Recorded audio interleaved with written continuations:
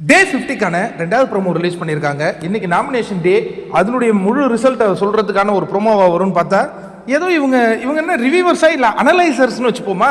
இப்போ analysers Anandhi, analysers Pavithra, அப்புறம் analyser ஷாச்சனா, இவங்க 3 பேரும் வந்து ஒரு டிஸ்கஸ் பண்ணிட்டு இருக்காங்க. அப்போ ஆனந்தி என்ன சொல்றாங்கன்னா, ஜெஃப் கிட்ட இப்போ பயங்கர நெகட்டிவ் இருக்கு தெரியுமா. உடனே பவித்ரா, ஆமா அவன் எப்போ பார்த்தாலும் சவுண்டு கூடயே இருக்கிறான், சவுண்டுக்கு என்ன தேவையோ அதை செய்யறதுக்காக அவன் வந்தான், எனக்கு ஒன்றுமே புரியலையே.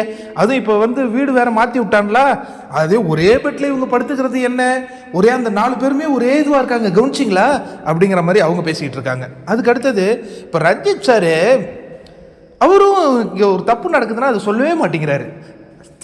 சாமி இது தப்பு, சாமி இது நியாயம் சாமி அப்படின்னு சொல்லலாமே அப்படின்னு ஆனந்தி சொல்றாங்க. ஏன் ஆனந்தி அதை நீங்களும் போய் சொல்லலாமே, ரஞ்சித் சார் தான் சொல்லணுமா? அடுத்தது இந்த விஷாலுக்கு வந்து அவனுக்கு என்ன, மற்றவங்களை கலாய்க்கிறது, என்டர்டெயின் பண்ணுறது, இதுதான் அவன் அந்த போர்வையில் தான் அவன் வாழ்கிறான். தீபக்கு அவர் வந்து அவருக்கு ஃபேவரட்டிசம் இருக்குது, அவங்க கூட நல்லா பழகிறாரு, மற்றவங்க கூட ஒரு மாதிரி டிஸ்டன்ஸ் வைக்கிறாரு. இதை இவன் கலாய்ச்சிக்கிட்டே சொல்லலாமே, எல்லாமே சொல்லலாமே. நீங்கள் ஏன் ஆனந்தி அதையெல்லாம் போய் நேரடியாக மூஞ்சிக்கு நேரம் சொல்லக்கூடாது? நீங்கள் பின்னாடியே பேசி பழக்கப்பட்டவங்களா ஆனந்தி? இல்லை நான் கேட்குறேன், பின்னாடியே பேசி பழக்கப்பட்டவங்களா? பவித்ரா கிட்ட வந்து சொல்லிட்டு இருக்கிறீங்க. பவித்ரா நீங்கள் தான் போய் சொல்லுங்களேன். பவித்ரா எதுக்கு இப்போ குசுன்னு பேசுறீங்க? மற்றவங்களுக்கு நல்லது செய்யணுங்கிற உயர்ந்த எண்ணத்தில் தானே இப்போ இந்த காசிப் பேசிக்கிட்டு இருக்கீங்க. நேரடியாக போய் சொல்லுங்களேன். சொல்ல மாட்டீங்கல்ல? அப்போ அதே மாதிரி தான் மற்றவங்களும்.